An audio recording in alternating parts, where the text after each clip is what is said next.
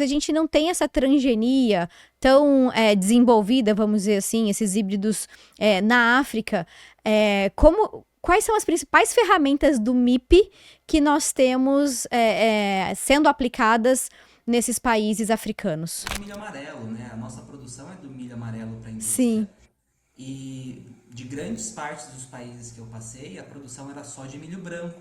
Ah, tudo bem se eu for mandado embora e eu vou dar um jeito de dar a volta por cima, né? Associação de diferentes formas de manejo.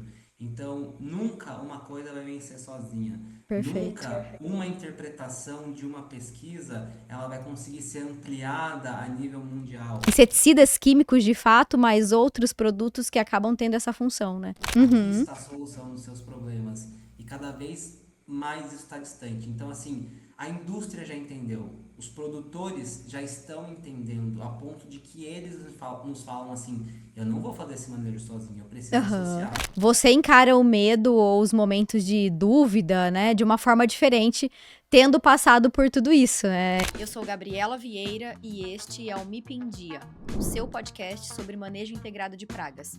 Afinal, não existe milagre, existe manejo.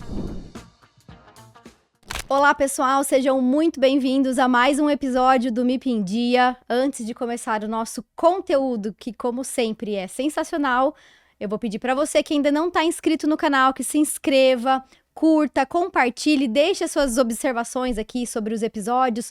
Corre lá na sua plataforma de preferência, no YouTube, no Spotify, dá uma olhadinha no que a gente já produziu nesses 3 anos de podcast. Eu tenho certeza que alguma coisa vai fazer sentido para você e vai te ajudar aí no que diz respeito ao manejo integrado de pragas. Não somente isso, mas principalmente, né, o MIP. E aproveito também para agradecer os nossos patrocinadores que estão conosco aqui nesse episódio. A Agribela, Pesquisa e Desenvolvimento de Tecnologias Biológicas, uma empresa focada aí no desenvolvimento de diferentes ferramentas, e também a Biosfera Consultoria, uma empresa que, como o nome diz, atua na consultoria para profissionais do agronegócio, principalmente na região de Curitiba e atuando especialmente com viticultura. Então, para você que atua aí na área das uvas, né, entre em contato com o pessoal da Biosfera e eu agradeço muito aqui as 2 empresas que estão com a gente. Bom, começando o nosso episódio, vocês vão ver que hoje o episódio ele é um pouquinho diferente, embora eu tenha alinhado alguma coisa, né, em relação, olha, vamos trazer coisas sobre MIP, sobre pragas, mas é um episódio que eu estava esperando já há algum tempo, e vocês já vão entender por quê. Eu vou conversar com Felipe Baiá, ele que é agrônomo com mestrado em agricultura e MBA em marketing. Atua há mais de uma década no agronegócio, com experiência em sementes e proteção de cultivos, e atualmente ele exerce a função de gerente de marketing. Além da atuação profissional no agro, é montanhista, agora que chega a parte mais interessante, viu, gente? É montanhista, viajante e escritor. Suas experiências em diferentes países e culturas ampliam sua visão sobre o mundo e sobre a relação entre produção agrícola, pessoas e ambiente. Ele é autor do livro Antes do Mundo Ser Longe, a gente vai falar um pouquinho sobre ele aqui. Baiá, vou te chamar assim. Seja muito bem-vindo e obrigada por ter aceitado participar aqui do MIP em Dia podcast. Gabi, muito obrigado pelo convite, é um prazer estar aqui. Tenho certeza que vai ser um momento muito bacana para a gente poder falar de várias coisas, inclusive de agricultura, num continente onde é o diferente do nosso, onde Sim, práticas são exercidas de forma muito diferente. Então, acredito que vai ser uma troca muito valiosa aqui nesse momento. Estou bem não tenho envolvido com dúvidas. O difícil desse episódio vai ser escolher o que a gente vai falar, né? Porque eu estou aqui, inclusive, vou mostrar para a turma que está nos assistindo. Olha só, não sei se está focando bem aqui. Este é o livro que o Baiá escreveu, e foi lançado, ele vai contar, mas foi lançado, se eu não me engano, em dezembro ou novembro do ano passado, né, finalzinho do ano. Eu já logo adquiri o meu primeiro lote, para não correr o risco de acabar. E, gente, não terminei ainda de ler, estava comentando aqui com ele anteriormente, mas tem coisas riquíssimas. E aí, para a gente começar, Baia, antes de falar do livro em si e trazer para a realidade também do manejo de pragas e tudo mais, eu queria que você contasse um pouquinho da sua trajetória, porque não é comum no nosso meio, né, agrônomos atuantes, porque você hoje está numa posição de marketing, né, está em Mato Grosso, enfim. Como é que foi a sua trajetória até aqui, alinhando toda essa questão do agro e também da vontade de conhecer o mundo? Perfeito. Bom, Gabi, minha trajetória começa na faculdade, na escolha do curso, sem nenhum motivo prévio, não venho de uma família de agricultura, Olha não só. tenho referências perto de mim do que é ser agrônomo, do que eu faria sendo um agrônomo, mas Uhum. lá atrás, na época de decidir a faculdade, a gente tão novo, né? Eu escolhi agronomia sem saber o motivo, achando que de fato eu ia ser uma pessoa que dirige trator no sítio, e a gente vê que é Doce muito mais ilusão. do que isso, né? A gente pode ir para muitos aspectos. Sim, e E só abrindo acabando um que parênteses, te interrompendo, desculpa. Você se formou em Bandeirantes e a gente se conheceu lá, né? Eu tinha esquecido desse detalhe, acredita? perfeito, eu te conheci em Bandeirantes, eu acho que você estava em algum já projeto de mestrado na época, algo do tipo, em Eu já tava no projeto tecnologia. de recém-formada, verdade. Exato, e eu devia ser calouro, né? Eu me formei em 2014. Sim. Então, estou com 12 anos de formado e comecei na graduação mesmo a entrar nesse universo agro, vendo que eu não tinha um background muito grande, igual alguns colegas de sala que já se relacionavam com agricultura. Eu Uhum. fui logo no primeiro ano em busca de estágios, né? Estágios internos e depois estágios externos, e assim a carreira ela começa a ser formada. A gente não tem ainda na vida, às vezes a vida faz a escolha pra gente, né? E no Sim. meu caso foi isso. Eu acabei fazendo estágio com sementes e depois que eu me formei eu entrei na empresa, que é a empresa que eu tô ainda. A gente passou por algumas fusões, algumas vendas dentro Uhum. do setor, mas eu nunca tive um outro emprego. Continuo nessa mesma empresa e Então são dentro dela nesses 12 liderando. anos, o período em que você estava ativo pode falar que não tem problema falar o nome, é Corteva, né? Exato. Então são 12 anos de formado, 10 anos dentro da Corteva, justamente porque eu fiz uma pausa de 2 anos que eu vou comentar aqui, né?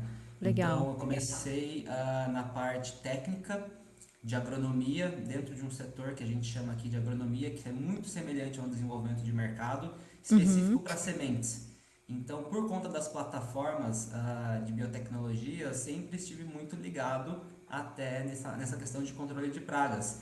E a minha Sim, formação, a minha geração, a gente já veio aprendendo manejo dentro de como preservar essa biotecnologia.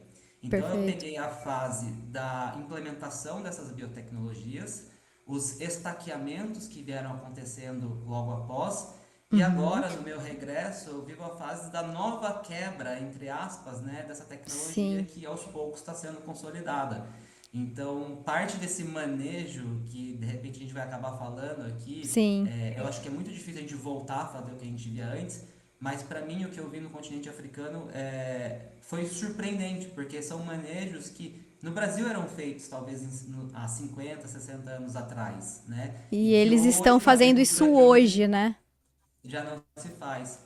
Então, fiquei 7 anos entre Mato Grosso e Paraná. Uhum. Eu retornei para o Paraná, até que logo depois, no final da pandemia ali, eu tive essa decisão de sair, de pedir a conta, no momento em que estava tudo muito bem, questão da minha vida, questão familiar, questão da empresa, estava tudo muito certo, mas acho que essa necessidade de querer ver o mundo com os próprios olhos, a partir da minha interpretação, Sim, e no momento que eu vi que eu conseguia fazer aquilo, que daria tempo também de eu voltar para o mercado sem grandes impactos, tudo isso foi muito bem arquitetado, né? Eu pensei muito, coloquei os prós e os contras na balança. Por mais sim. que vendo de fora, às vezes, parece um pouco irresponsabilidade fazer o que eu fiz, na medida do possível eu tentei mitigar, né? Então eu pedi a conta e fiquei 2 anos fora do Brasil. A intenção inicialmente era ficar apenas mas Uhum. aconteceu que eu prorroguei. E o jeito que eu viajei também não era previsto dessa forma. Eu ia fazer uma viagem, entre aspas, comum, por Uhum. países que são um pouco visitados, né? Países que são com acesso mais difícil, justamente Sim. porque numa viagem de férias de 30 dias ou num curto espaço, geograficamente para chegar já seria um empecilho. Então, aproveitando que eu teria tempo, eu Uhum. escolhi esses países.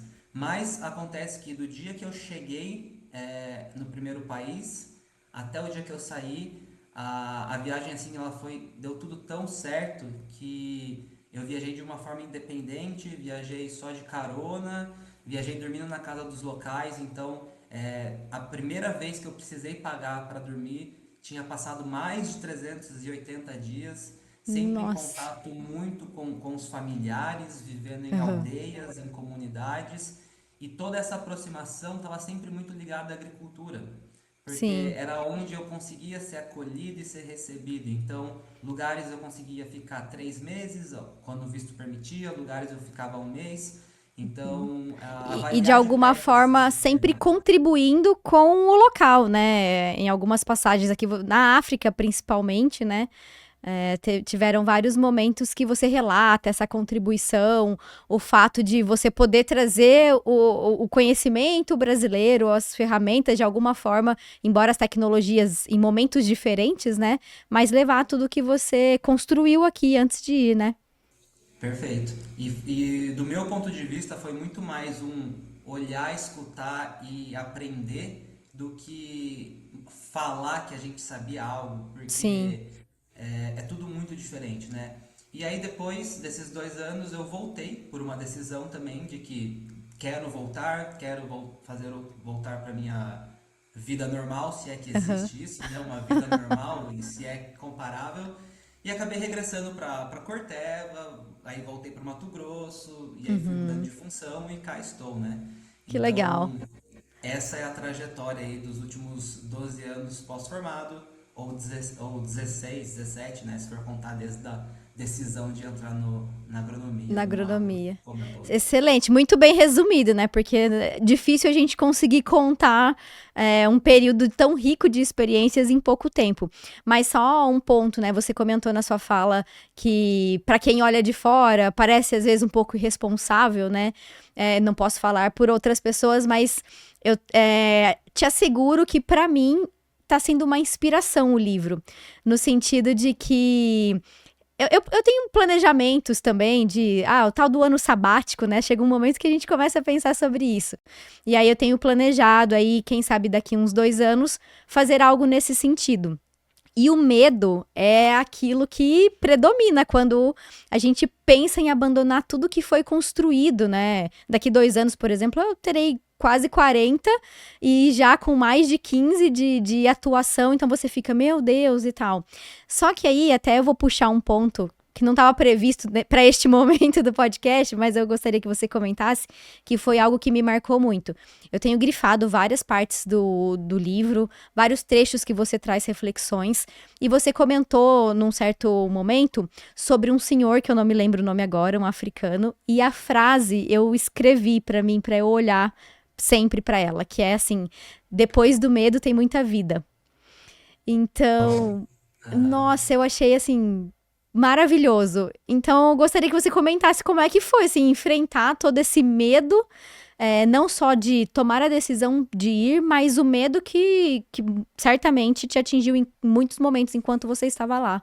Pausa nesse episódio porque eu tenho algo importante para falar para você, agrônomo de campo, RTV, profissional que atua na área comercial. Eu tenho certeza que ao longo da safra você teve várias dúvidas em relação ao comportamento, à bioecologia das pragas, ao correto posicionamento de produtos, à estratégia que melhor funciona para cada situação, seja para o manejo de mosca branca, de cigarrinha, de pulgão, de percevejo ou de lagarta. Para você que quer se capacitar e sair à frente pensando lá no futuro, na próxima safra, a sua chance está aqui, na descrição do episódio. Clique no link e se inscreva para o primeiro workshop, A Rota do Manejo, que vai acontecer no dia 9 de abril, aqui em Uberlândia, um evento presencial no Noble Suites Hotel, onde nós vamos ter bastante tempo para discutir todos esses aspectos e tirar as suas dúvidas. Não perca essa oportunidade e se inscreva aqui no link. Eu acho que não foram em muitos momentos, foram em todos os momentos, Gabi. Eu acho que o medo, querendo ou não, ele te coloca em alerta, te coloca numa situação de atenção. E quando, no meu caso, eu estava sozinho, sem referência dos lugares que eu estava, das pessoas que eu estava, então tudo para mim era em estado de alerta, né? Poder confiar nas pessoas, ter essa abertura de bater na porta de alguém e pedir para entrar e ficar uma semana, e aquela questão social também de você se adequar à cultura, à religião, aos hábitos, porque você é um estranho ali dentro, né? Você está Sim, num espaço fora. E também ser respeitoso, né? Então, o medo ele acompanha, só que ao mesmo tempo todos os dias, com um pouquinho de medo, você vai criando uma casca grossa que você fala assim: Uau, eu já fiz isso. Se você me perguntar hoje, Baiá, sai daqui e vai lá pro interior do Zimbábue, onde você ficou, na beira do rio, dessa situação, dessa forma que eu descrevi aí. Hoje eu mesmo falaria que seria uma loucura, que não teria como. Só que no decorrer do tempo você vai caramba. criando essa coragem, sabe? Você vai pegando uma Sim, certa resistência, um jeitão de como fazer as coisas. entendi. Então eu acho que é só estando nesse movimento para fazer, assim como tudo, né? A gente vai experimentando e vai tomando a coragem do próximo passo. Com Então, certeza. fato, a coragem acho que ela vem primeiro pela vontade. Não adianta nada eu só querer se eu não tenho a vontade, né, em si. Ou se eu tenho muita coragem. Só a Sim. coragem em si só não preenche isso. Não é Então a minha suficiente, né? vontade sempre falou mais alto. E como eu estava sozinho, não tinha dependentes, não tinha quem me guiasse, só me tinha a opção de ir. Se eu não fosse, era uma escolha minha decidir perder o que eu estava proposto para ver, né, ou para conhecer. Então, Sim. acho que a coragem ela vem muito nessa balança, mas a todo tempo o medo me acompanhou e me acompanha até hoje. Não, acho que não. Interessante ouvir isso. Embora eu acredito que esse retorno, né, depois de todas essas experiências, você encara o medo ou os momentos de dúvida, né, de uma forma diferente, tendo passado por tudo isso, né? Profissionalmente, vamos dizer, aquele medo. Esses dias eu estava falando com uma colega e a empresa dela está passando por uma reestruturação e ela desesperada, meu Deus, será que eu vou ser mandada embora? E aí talvez as coisas fiquem relativizadas, não sei se é esse o termo, mas tudo bem se eu for mandado embora e eu vou dar um jeito de dar a volta por cima, né? Faz sentido o que você está falando, porque você começa a ver de fora do seu ambiente, né? Como você acaba vendo situações que a gente não conhece, porque não Uhum. nos contam, porque a gente não está inserido no meio. E aí você vê que você deu de conta daquilo, você fala, cara, vai ser só mais um episódio, né? Então, você vê os problemas ou você não se preocupa no mesmo grau com alguns problemas do que outras Sim. pessoas. E isso, logo quando você volta, quando eu voltei, era até uma questão, porque eu via meus pares assim muito desesperado, ou meus colegas com algum tema, e eu falo assim, não é que tava Calma. tudo bem comigo, mas é que assim, e aí você tem que tomar aquele cuidado também para não ser o chato da situação, sabe? De tipo, eu já fiz isso, eu já vi aquilo. Então, Uhum. essa volta até te afasta um pouco das pessoas. No Sim. meu caso, no meu sentimento, tá? Porque é tudo diferente. Às vezes você quer conversar com alguém sobre o que você viveu ali, que a pessoa ou não tem o interesse, que é total direito dela, Uhum. ou o assunto não vai encaixar. Então, assim, Sim. até a escrever um livro foi um processo muito legal e ao mesmo tempo dolorido, Complicado, né? prático, Imagino. Sim.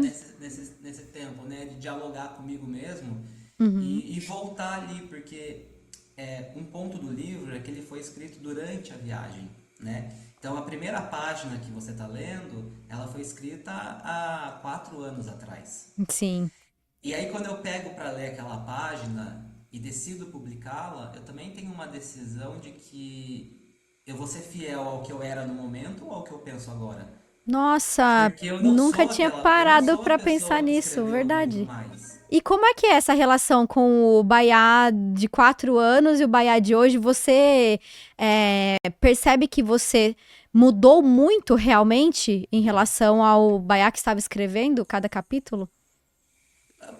Ah, a gente muda, né? A ponto que eu engavetei esse livro 3 vezes, porque eu falo assim, cara, não concordo com isso, ou não sou assim, ou tô com vergonha disso, né? Desse relato. Mas até que eu falei, é o que eu sentia, que eu escrevia, o que eu vivi, então vai ser Sim. isso. Mas eu nunca tive diário, não tenho esses hábitos, né? Então revisitar o que você de fato genuinamente escreveu e sentiu é um assim, porque sim, eu mudei, não sou mais o mesmo. Apesar de ter os mesmos princípios, a nossa Uhum, formação ela vai mudando. Quanto mais a gente vai conhecendo e agregando. com Então, certeza. nesse aspecto, eu mudei muito, mudei muito. Mas fui fiel ao que eu escrevi, ao que eu senti. E tem um outro ponto que eu acho muito interessante, que é assim, ninguém tá ali ou estava lá para contestar se o que eu estava escrevendo era verdade ou mentira. Não tinha Aham, outro ponto de vista. Às sim. vezes, o fato de eu estar sozinho, com medo, inclusive, em algumas situações extremamente vulnerável, numa Uhum, tribo, sem comunicação, com várias questões sociais, se um simples comportamento na minha cabeça era traduzido em algo muito grande. sim. E aí, apesar disso, não deixa de ser verdade, porque foi o que eu vi, o que eu senti, mas não tinha É ninguém a para bater sua no meu visão, ombro e exatamente. falar: calma, cara, não é tudo isso. Ou assim, você está minimizando algo que é muito grande. Então eu não tinha essa Sim. régua. Então tudo que tá aí é muito genuíno e acho que tá tão cheio de riqueza porque eu escrevia diariamente. Todas as noites eu pegava um bloco de notas e eram palavras soltas, frases, textos, nunca na intenção de escrever um livro naquele Aham, momento, mas eu tinha essas nuances muito bem detalhadas, então eu não precisei ficar lembrando de tudo, porque a entendi. memória nossa é curta durante uma viagem. A partir do É, momento com que você certeza. está vendo muitas coisas diferentes, é que nem na academia, se a gente está aprendendo muitas coisas, nosso cérebro ele não vai dar conta. É Alguma aquela coisa vai ficar metáfora, pra trás, né? é a metáfora do coador de café, né? Deixa coar, depois você enche de novo. E a minha memória era sempre da última semana. Então, se eu não tivesse escrito, eu também não Não conseguiria lembraria. escrever o livro depois que você voltasse.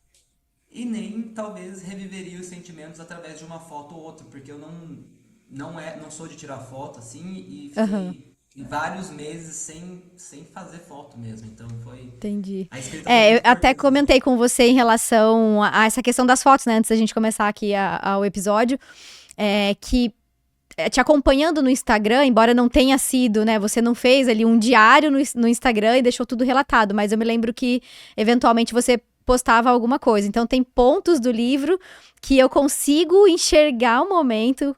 Por exemplo, quando você estava em algum lugar da África, não lembro exatamente qual, mas descrevendo o transporte, né? Então, todo mundo ali se segurando da forma como podia, e aquele monte de gente, e as mulheres africanas muito felizes. Parece que eu enxerguei aquele momento por conta de ter te acompanhado ali no Instagram. Sim, isso foi bem interessante. Isso tem tudo a ver com a agricultura, né? Esse Total. ponto que você traz da África especificamente, eu acho que vale um corte aqui muito interessante, que a África, o continente, ele é vendido para nós como miserável, né? Uhum. O continente, ele não é um país, são 54 países que estão lá dentro. E assim 54? como todos os países, tem os lados positivos e negativos. Uhum. Só que a gente acaba consumindo mais a tristeza, mais a questão da fome, a questão da violência, que de fato existe, e existe em grandes proporções.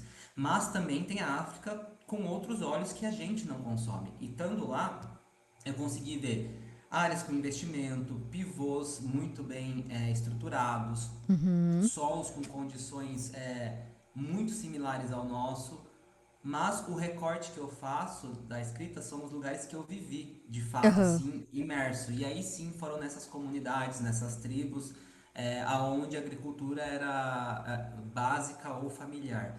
E Uhum. aí o fato das mulheres, que como você relatou, estarem cantando, eu tenho vídeos, eu tenho áudios que eu gravava de certa forma escondido para não inibir, né? Eu não estava mostrando a imagem delas, mas eu estava recordando aqui no gravador.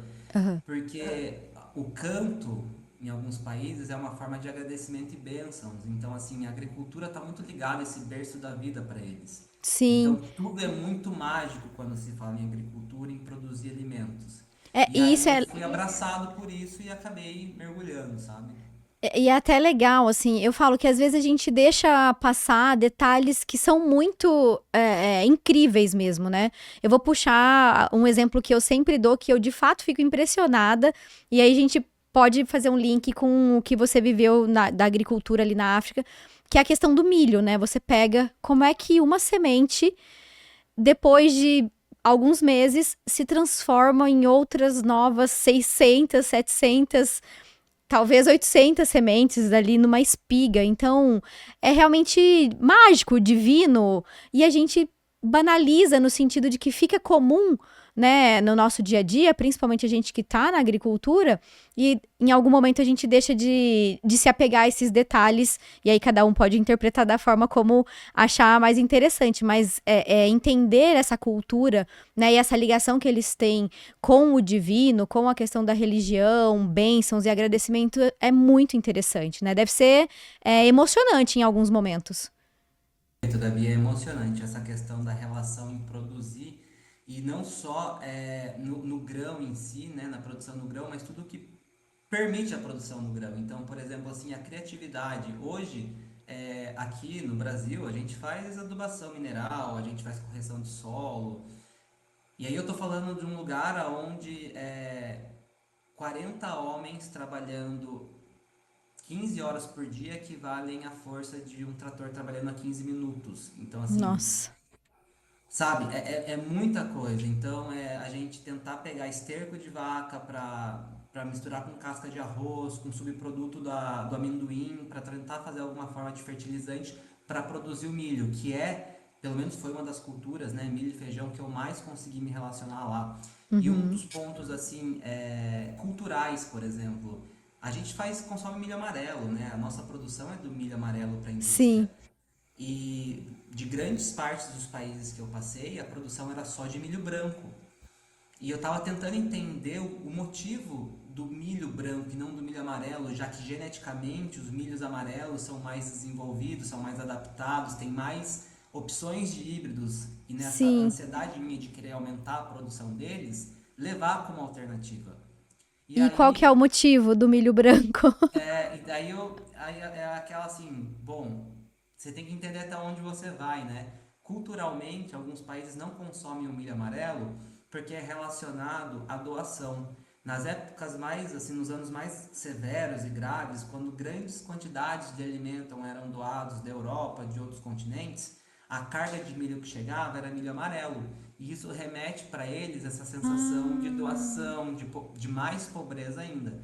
Então caramba. começou-se uma produção por milho branco para essa questão de falar assim, não, eu estou produzindo o meu alimento. O meu alimento. Olha. Isso eu escutei relato de muitos locais essa mesma história, e também de outros, porque a base desse alimento, do alimento ali de grande parte da África Oriental, é um Uhum. alimento que eles chamam de sima, Uhum. tá? E é como se fosse uma pasta, como se fosse uma massa ou um fubá, sabe? Que você come ele Uhum. com uma textura que você consegue fazer umas bolinhas com a mão e é Aham. feito de milho. E aí, em tese, o milho branco também tem um melhor ligamento para o ponto que eles fazem esse cozimento, tá? Uhum. Então, e aí você começa a entender o porquê que o milho amarelo também não é bem aceito naquela região. E aí isso já vai limitando empresas que fornecem, apesar que são híbridos, né? São empresas Sim. que fazem a hibridação e posicionam esses híbridos lá, do E milho branco. como é que chega essa tecnologia lá? Você chegou a entender, e acredito talvez até pela sua posição hoje, né? Nós temos empresas que têm foco, como é que está sendo o desenvolvimento dessas tecnologias? E aí já puxo também a questão da transgenia, que hoje a gente tem híbridos, né, transgênicos, Uhum. BT aqui como a gente chama, vamos trazer para insetos, que é o alvo aqui, embora haja para outras pragas, vamos dizer assim, né? Mas como é que chega essa tecnologia na África de forma geral? Tá, não, assim, eu vi várias empresas que a gente usualmente vê no Brasil aqui, tá? Aham. Decalbe, Pioneer, Syngenta, várias empresas, seja agrícola ou de produção de cultivos, elas estão no continente africano, seja nas cidades maiores ou nesses povoados. Porém, nesses povoados é diferente esse conceito de revenda, esse conceito de ter o representante fazendo a venda direta. Eu Sim. não tive contato com isso. Geralmente, quando tem, é uma portinha do seu Zé lá, que tem essas opções, e o local vai lá e compra. Então, ele como a Deve moeda comprar a local, granel ali, compra um tanto para usar. no caso do milho que eu vi, devo ter fotos, depois eu te envio se eu achar. Eu Legal. tenho fotos, na verdade. Aham. Não, a gente está acostumado com um saco no Brasil de 60 mil sementes, né? Esse é um Isso. padrão de acordo com a nossa legislação aqui.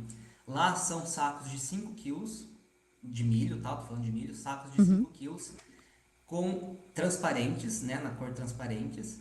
E toda a embalagem, ela não é igual a gente está acostumado aqui. Elas têm uns desenhos de rato, uns desenhos de inseto muito grandes e visíveis, identificando que aquele grão, por estar com tratamento de semente, É ele tóxico. tem contaminantes, né? Então, para Ah, não levar eles a ter esse consumo. Então, assim, a parte de propaganda desses sacos ou a coloração do tratamento de semente industrial, uhum. na minha visão, ela é bem mais acentuada do que a gente está acostumado aqui. E tem esse Entendi. propósito de mostrar, falar assim, ó, esse daqui você planta, esse você não come, tá? Então, mas assim, no geral, para sementes essas empresas estão. Para Uhum. cultivo, proteção de cultivo, muito pouco. E aí, porque a gente não tem nem implemento, né? Tive exemplos de que eu vi fazendas, visitei fazendas, e até depois a gente pode entrar num projeto que eu ajudo lá, da parte de irrigação, que estão Sim. todos parados porque a gente precisa do que para esses maquinários funcionarem? Petróleo. E em muitos países a gente tem uma Ah, crise absurda de combustível. Então a gente não consegue ter uma bomba de água com motor, a gente não consegue operar os tratores por falta de combustível. E não é caramba. só o preço elevado, é a Uhum. questão logística desse combustível chegar nos postos mais próximos. Então, Olha só. assim, é mais complexo do que a gente falar assim, vamos doar um trator e tá tudo resolvido. O trator Não não é vai ter como simplesmente funcionar. isso, né? Tem muita coisa envolvida para que o trator possa funcionar Tem muita adequadamente. coisa. E aí os Caramba. tratos culturais, eles são muito bacanas, assim, do ponto de vista. Eu trouxe no começo para você que eu sou de uma geração que formou aprendendo sobre manejo de resistência, principalmente de lagartas, né? Sim. A gente fazia 20%, hoje não, as empresas, o mercado já não fomenta muito mais isso, igual fomentavam há 8 10 anos atrás, tá? Aham. Mas a gente tinha toda essa questão dos heterozigotos, homozigotos, forçando, Do né, refúgio, né? do refúgio, uma vida longa dos insetos, né? Nos Sim. Estados Unidos tem o refúgio em bag, por exemplo, que é para um outro tipo de praga, que para nós não faz o sentido. Uhum. Mas lá, qual que era o tratamento? Assim como tudo era muito na base da subsistência, os nossos alimentos também eram feitos em fogão a lenha. O nosso banho que eu tomava, eu fiquei acho que 6 ou 7 meses tomando banho de caneca. E apesar de Nossa. que isso era uma realidade para os meus bisavós, de repente, né? Para Para você mim, não mais, né?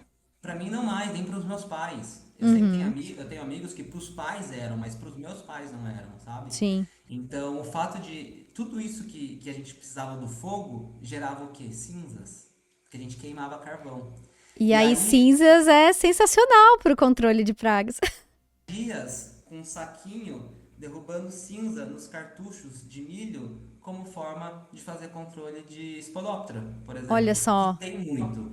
Então, assim, como que eu, agrônomo, depois de 10 anos, vou lá para ensinar alguma coisa? Não tem como, né? Não tem Então, a como, gente vai mais verdade. para aprender e ser curioso nesse aspecto de agricultura Sim. que assim, acho que me ensinou muito ali nessa região. E até puxando a questão da Spodoptera, né? Eu sempre comento, no meu ponto de vista, e tem colegas que concordam, Spodoptera frugiperda é hoje uma das principais pragas que a gente tem, não falando só de Brasil, né? Porque você acabou de relatar, na África ela está presente, a gente tem vários continentes aí, países onde Spodoptera tá quase que incontrolável. distintas, né? Exato, é uma praga que lagarta do cartucho, porque tipicamente acontece no milho, mas são mais de 350 espécies vegetais relatadas das quais ela se alimenta. E como é que é isso? Se a gente não tem essa transgenia tão desenvolvida, vamos dizer assim, esses híbridos na África, quais são as principais ferramentas do MIP que nós temos sendo aplicadas nesses países africanos? Eu vi, a Gabi, os preparos de muitas caldas, que eu não vou conseguir te lembrar. Igual a gente aprende a calda a famosa calda bordaleza, né? Aham, Eu acho que lá tem muitas derivações e de coisas que eu nem sei o que eles colocavam, tá? Porque eu entendi. não tinha o conhecimento. Mas assim, é muito nesse preparo de calda com extratos, com raízes, ou Uhum, com algum tipo de fumegação nas roças, tá? legal. Então, tudo As isso, próprias cinzas que você comentou, né? as Então a gente próprias tem cinzas. controle físico, controle biológico, um controle químico, talvez não com inseticidas químicos de fato, mas outros produtos que acabam tendo essa função, né? Então tudo vai por esse viés. É muito, da realidade que eu vi, muito pouco era pulverizado, ou seja por maquinário, ou seja pelo fato da irrigação não ser próxima, né? A Aham, própria cultura, ela era irrigada com regador, ela é irrigada com regador no início ali, e depois uhum. também já não tem mais o que fazer, porque a maioria desses países da África Oriental, a gente tem 3 meses de chuva e 9 meses de seca, Nossa, tá? é muito Então, concentrado. Então, e esses 3 meses de chuva, você se lembra qual é a média, o índice que a gente tem quantos milímetros? se eu não me engano, 800, 900, Bem concentrado mesmo. bem concentrado. Nossa. Quando não dá o problema de alagamento, que é bem comum ali entre Moçambique, o Malawi, que aí são essas notícias que chegam para cá mesmo de Sim, tornado, de alagamento, onde as lavouras perdem tudo, né? nossa. Por exemplo, aproveitando esse tema de alagamento de agricultura, provavelmente algum ouvinte aqui, ou você, Gabi, já viu aquele filme O Menino que Descobriu o Vento. Eu não Aham, sei, sim. sabe qual que é, né? Sei, é sensacional o filme. Sem saber, eu morei naquela vila. Eu não sabia que era a vila. Caramba, que E é demais. nessa vila que eu tô dando relato dessas cinzas que a gente jogava no cartucho. Eu fui descobrir isso depois que eu tava, tipo, 25 dias, 30 dias já nesse vilarejo, tá? Que é no Nossa. Malawi. Mas e como é que é o reflexo do livro, do filme no vilarejo? Tem, assim... Esse é o ponto que eu vou trazer. Estando lá, eu busquei assistir o filme lá, pra Aham, ver. E eu acho que é muito fiel à situação da agricultura, das casas, dos hábitos, dos familiares. Então, assim, para quem já assistiu e para quem não assistiu, acho que vale assistir prestando atenção nesses detalhes do como é. Porque eu estou sim. garantindo que o que eu estava vendo na minha frente era o que eu estava vendo na tela do meu celular quando eu consegui baixar. Era muito real. Que E ali legal. fala dessas questões do alagamento, fala da questão da agricultura, mostra essa relação, principalmente das mulheres com a agricultura, porque o gênero define qual é o papel das pessoas Sim. na África, né? Então, é um filme muito, muito realista para quem tem uma certa curiosidade em entender. Eu assisti ele depois com outros olhos, porque no Aham. princípio eu só vi assim, pô, que legal, inspirador, um menino que através de uma bicicleta trouxe energia. E aí Isso. novamente já estou trazendo à tona um dos problemas que a gente viveu lá, que é a falta de energia, a falta de petróleo, né? Então, esse é muito bacana assistir de novo com esse olhar um pouco Sim, mais crítico, legal. sabe? Eu não me lembrava. Você falou, eu assisti o filme faz um tempo já. Vou assistir novamente, tentando prestar mais atenção nesses detalhes. Eu contei no livro, daí depois você. Ah, não cheguei nessa parte ainda. Não, é porque eu de fato não sabia que eu tava lá. E aí teve uma reação assim que eu percebi, fui buscar, daí eu falei, caramba, eu estou É aqui. aqui, é Olha aqui. só. Que legal. E aí, É. aproveitando já todo esse contexto dos problemas, conta um pouquinho sobre o projeto que você ajuda lá. Ah, bacana. Bom, assim, ninguém faz nada sozinho, né? Não Uhum. sou dono do projeto, mas dentro do Malawi tem um campo de refúgio. O Malawi é um país, é o segundo país mais pobre do mundo, tá nessa lista, nesse ranking. Nossa. Chuto há 15 anos, ele não sai dessa posição. Uhum. Então a situação é bem precária. Porém, ele é conhecido como o país quente, coração quente da África, que é um país muito receptivo. Então, assim, acho que são as pessoas mais abertas que eu tive contato. Foi o lugar que eu fiquei mais tempo, foi onde eu fui mais bem recebido Que e foi onde legal. as pessoas menos tinham recursos para me ajudar, né? Para me oferecer, no caso. E Uhum. aí, dentro desse país, tem um campo de refugiados que, mesmo tendo toda essa dificuldade, ele se abre para os países vizinhos para receber essas pessoas que estão fugindo do seu país de origem por algum tipo de conflito, seja guerra, Nossa. seja perseguição familiar, seja o que for. Então ela sai da Não onde só ela do continente africano. a maioria, todos que eu conheci eram do continente africano. Tá. Então, assim, eles saem simplesmente para conseguir estar vivo dentro do Malawi, porque no Meu país Deus. deles eles vão morrer. E para eles chegarem no Malawi, a gente está falando de às vezes andar 7 meses atravessando uma floresta. A gente está falando de passar por condições desumanas, de comer couro, de ser preso sem Meu Deus. roupa, de mulheres serem estupradas, de homens serem violentados, de pessoas serem degoladas por facções.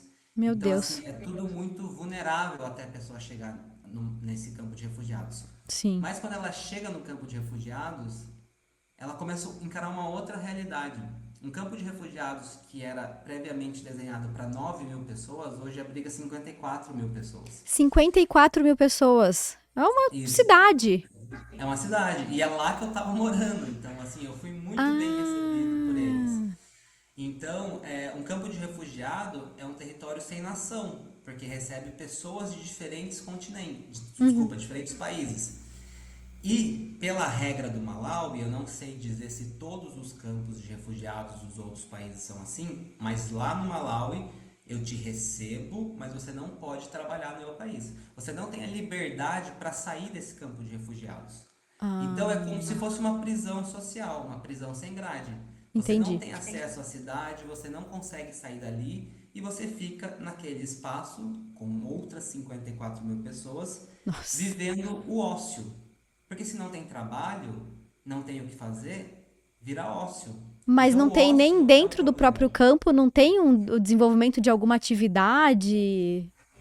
Não por eles, a não ser que sejam promovidos por ONGs. Então, assim, eu sempre, e assim, abrindo uma questão pessoal aqui, e talvez pela forma que a gente vê as notícias no Brasil, eu sempre tive um pé atrás com ONG. Falava em Uhum. ONG, pra mim, eu já assemelhava a alguma coisa errada, né? Sim. Mas ali eu pude ver que se não fosse essas ONGs, e tem ONG brasileira, tem ONG francesa, tem ONGs da Suíça, da Holanda, se não fosse pelas ONGs, só a ONU não dá conta, porque Uhum. hoje, no dia de hoje aqui, da informação que eu tinha na época, a ONU dava US$ 5 por mês por família, o que é muito Nossa. pouco. Uma maçã custa US$ 1. Meu Então, Deus. assim, Não dá. por quê? Porque vem de fora e aí os malauianos comercializam dentro desse campo de refugiado. E aí, vendo todo esse cenário, uma em contato com outras ONGs, com as pessoas que estavam lá, na Vila Malauiana, fora desse campo de refugiados, ou seja, atravessou a rua, você já está numa vila, Uhum. um dos projetos começou a cultivar hortaliças, mulheres cultivando hortaliças e também milho para esse alimento ir para a escola onde os filhos delas estudavam, né? Uhum. E aí parte de através de doação um salário que essas pessoas recebiam. E quando eu cheguei lá, esse projeto estava meio que nascendo, né? Que legal. Então tinham 15 mulheres. E aí a gente fez um movimento muito legal. Hoje a gente está com 250. Esse projeto Meu Deus, de existe 15 ainda. para 250 em 3, 4 anos.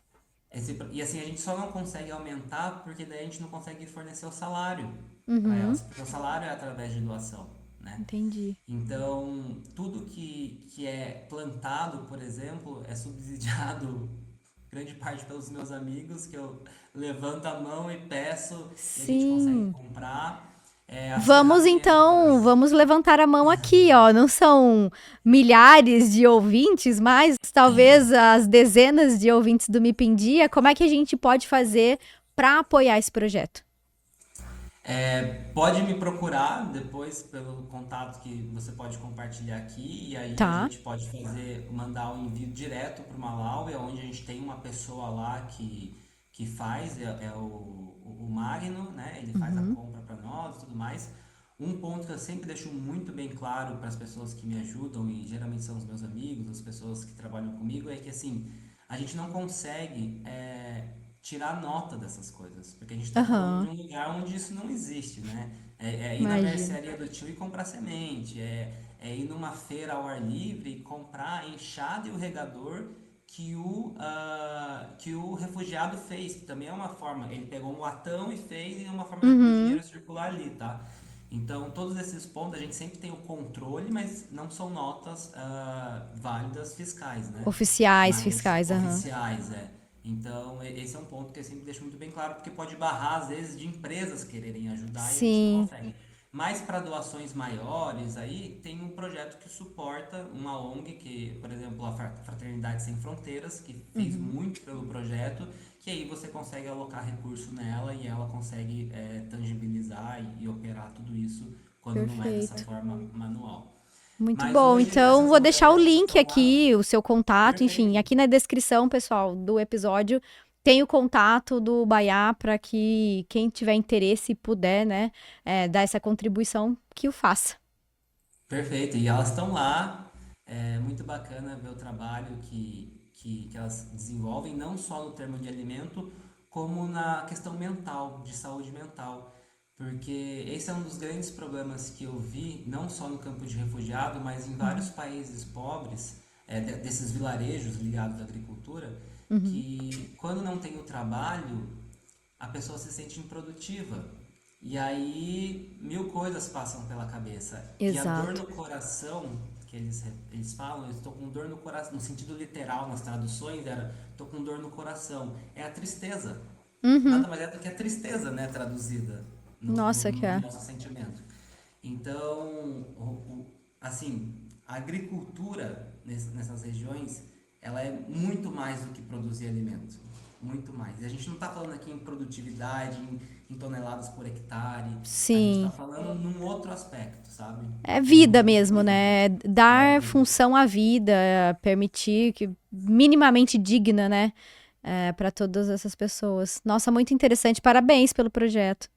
A gente está só falando de produção, né, Gabi? Tem o Sim. pós, por exemplo, que é uma realidade muito diferente. Então, assim, depois que a gente colhe o milho, que a gente colhe o feijão, onde a gente está naturalmente no Brasil, que nem você trouxe uma ponderação do milho, né? E a gente não para pensar, porque hoje já é automático que você vai plantar aquele milho e vai sair 600 grãos, né? Aham. Do mesmo tempo que a gente não para pensar como que é a colheita, porque uma máquina vai passar, vai levar tudo e vai Exato. mandar pro silo e pronto. Lá não. Lá você vai pegar o hectare, você vai pôr um saco nas costas, você vai colher espiga por espiga na mão, você vai carregar para um barracão. Depois vai todo mundo sentar, mão com mão, debulhando espiga por espiga. Meu Isso eu tô Deus. falando de áreas e áreas. O feijão, você vai passar a tarde inteira agachado, arrancando o feijão do chão, colocando no saco, depois indo, batendo o saco, peneirando e tirando. Então, Nossa. assim, É é, inimaginável quase pra gente, né? Com toda a tecnologia que a gente tem aqui, imaginar que um grupo enorme de pessoas fiquem ali dias colhendo e depois fazendo o beneficiamento, vamos dizer assim, desses grãos, né? e esse é um trabalho feminino, tá? Esse é um trabalho da mulher. Uhum. Então, por exemplo, quando você conversa, eu até ajudei, né, em muitas colheitas, mas eu Sim. tinha a licença poética de ser um muzungo, que eles falam, que é um homem branco, né? Então, não sei, Sim. não, não tem como negar, eu sempre me passava como um turista, mesmo tentando ser o mais pertencente que eu poderia ao local. Eu sou um Uhum. turista, eu sou uma pessoa branca, eu sou uma pessoa estrangeira para eles, então desse ponto de vista, não tem como. Uhum. Então, eles me permitiam fazer algumas atividades sem o julgamento externo de gênero, tá? Sim. Mas a colheita, a operação das fazendas é um papel feminino. Buscar a água para irrigar ou para abastecer a casa é um papel feminino.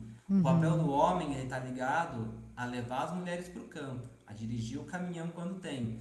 Uhum. Então, e é algo que também me incomodava, porque às vezes você Imagino. via 5 homens encostados na árvore com a mão na cabeça, E a enquanto as mulherada? mulheres estavam fazendo as operações.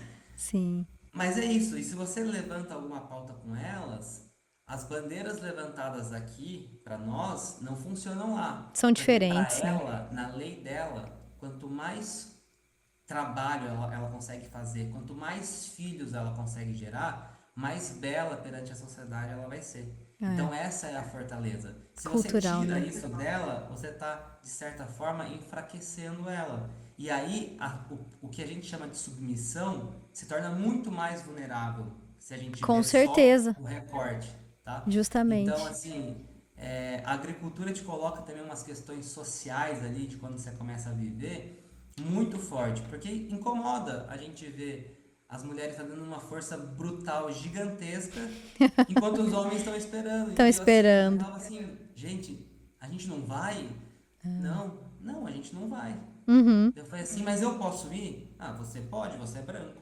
Você é um homem branco, um estrangeiro branco. Eu falava assim, então eu vou, porque Aham. não vou ficar aqui, né? Então Sim, tem não, esses e é recortes muito culturais também. interessante a forma como você traz isso no livro também. Eu vou até mostrar mais uma vez aqui pro pessoal. Eu lembrei agora, eu vou só dar o spoiler e aí só vai saber a história quem realmente ler o livro. Mas da história que no meio de uma das colheitas aconteceu ali uma situação e no final das contas as mulheres estavam rindo de você, né? Um estrangeiro que não entendeu ali o que tinha acontecido. Perfeito. Na verdade, se eu fosse um local, eu jamais teria um casamento. Olha As lá, mulheres jamais teriam interesse por mim. E até eu entender o quanto culturalmente isso é forte, que nem assim, quem foi me explicar todo esse contexto falou assim, ó, pode vir o Brad Pitt aqui, ninguém vai se interessar por ele se olha ele tiver só. esse comportamento, né? Leiam um Então livro, assim, pessoal, é muito interessante essa história. Muito bom. então, trazer essa experiência de mergulhar de fato aonde eu estava vivendo, eu acho que foi a grande riqueza dessa pausa que eu fiz aí, que eu falo Sim. assim, foi uma pausa profissional, mas na verdade isso me trouxe tantos benefícios depois que eu Que no falo final não que foi uma pausa de fato, né? foi assim, foi melhor que muitos MBAs que eu já paguei para fazer na minha vida. Eu imagino, eu imagino. Sensacional. E, Baiá, pra gente partir aqui já pro final do nosso episódio, existe um quadro aqui dentro do MIP em Dia que chama Visão MIP 2035, onde o agro de hoje resolve os problemas do amanhã, no caso, 10, 9 anos à frente. Hoje, com toda essa experiência, olhando, e aqui a gente pode trazer não somente para o que a gente tem no Brasil, mas o que que você, Felipe Baiá, espera que em 10 anos, lá em 2035, esteja resolvido no aspecto de algum problema que nós temos na agricultura? Não parece, mas é uma pergunta profunda, né, Gabi? Muito. Porque em 10 anos, eu acho que pode ser tanta coisa, eu não sei nem te falar em 5, tá? Porque as mudanças são muito rápidas. Mas Sim, eu espero que continue acontecendo esse movimento que eu já vejo na indústria. Por exemplo, associação de diferentes formas de manejo. Então, nunca uma coisa vai vencer sozinha. perfeito. Nunca uma interpretação de uma pesquisa ela vai conseguir ser ampliada a nível mundial. Então, por exemplo, hoje eu vejo muito na prática, na empresa que eu trabalho, nos meus concorrentes, nas vendas que eu fomento, associação de químico com biológico, realização de manejos preventivos. Então, assim, eu não acho que é uma técnica que vai levar, como no passado já houve essa promessa. Aqui Uhum, está a solução dos seus problemas. E cada vez mais isso está distante. Então, assim, a indústria já entendeu, os produtores já estão entendendo, a ponto de que eles nos falam assim: eu não vou fazer esse manejo sozinho, eu preciso aham, associar. Então, assim, nos próximos 10 anos, eu espero que vamos fazer um recorte daqui 10 anos dessa minha aham, fala, que isso já tenha se resolvido, que não seja uma questão, mas que para os próximos 5, essa questão da associação de diferentes formas de cultivo, associando biotecnologia, associando o manejo integrado de pragas, associando controle biológico, que é uma questão assim que por muito tempo foi invalidado. Quem ia estudar controle biológico era uma pessoa julgada dentro do nosso cenário, Era né? mesmo, eu já passei Era, por era isso. entre aspas, aqui o bicho grilo, né? Que queria É, fazer algo diferente. Porém, a gente já sabe que sem tudo isso a gente não vai conseguir. E o sim, Brasil tem como uma responsabilidade de nação gigantesca produzir alimento para grandes quantidades de pessoas. E perfeito. trazendo para a questão socioambiental, a gente tem muitas áreas preservadas. Então a gente tem que cada vez mais aumentar a nossa produção dentro do que a gente já tem. Então a gente vê muita informação errada ou informação incompleta sobre o que falam de nós, mas na verdade a gente tem que lutar contra duas frentes. Continuar fazendo o que a gente faz Sim, e lutar para que essas informações erradas não nos atrapalhem cada vez mais no dia a dia. Então acho exatamente. que a minha resposta é um pouco disso. Perfeito, digno de aplausos. Eu espero que realmente essa não seja mais uma questão em 10 anos, que esteja tudo resolvido, trazendo de uma forma muito sucinta a importância do manejo integrado, né? A gente não está falando de defender um ou outro, mas sim de uma forma muito racional usar as ferramentas integradamente, né? Muito bom, Baiá. Eu adorei o episódio, muito legal. Eu acho, fico pensando assim, ó, um bate-papo ali num boteco aí em Tangará da Serra, Mato Grosso, agricultura vasta e a gente discutindo esses pontos e como é que a gente pode levar isso.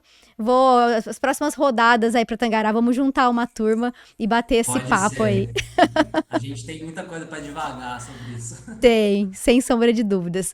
Obrigada mais uma vez pela sua participação, pelo seu tempo e obrigada por compartilhar todas essas experiências no livro, né? Eu realmente indico que as pessoas façam a leitura para conseguir, talvez, assim como eu, se encorajar em partir para uma aventura como essas. E você quer deixar algum recado final aí para os nossos ouvintes? Eu acho que se o livro, que nunca foi um propósito meu escrever, nunca foi uma vontade, mas a partir de tudo que eu tinha na mão, eu tive a oportunidade, se ele fizer isso que você acabou de relatar, pra mim acho que já tá super válido. Seja em uma Perfeito. pessoa. Se, por exemplo, Ah, se então, for então você já essa tá válido, pessoa, Baia, já tá válido. eu acho que pra mim, acho que já cumpriu assim o objetivo, tá? Que Então, legal. leiam, né? O Brasil lê muito pouco, então vamos ler para aprender um O pouco Brasil é mais. muito pouco, infelizmente, mas vale a pena.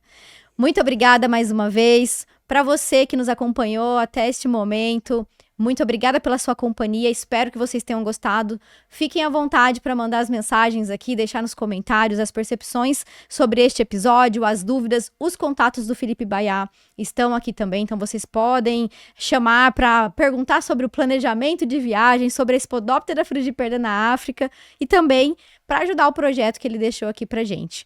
O meu muito obrigada e, como sempre, até o próximo episódio. Eu sou Gabriela Vieira e este é o MIP em Dia, o seu podcast sobre manejo integrado de pragas. Afinal, não existe milagre, existe manejo.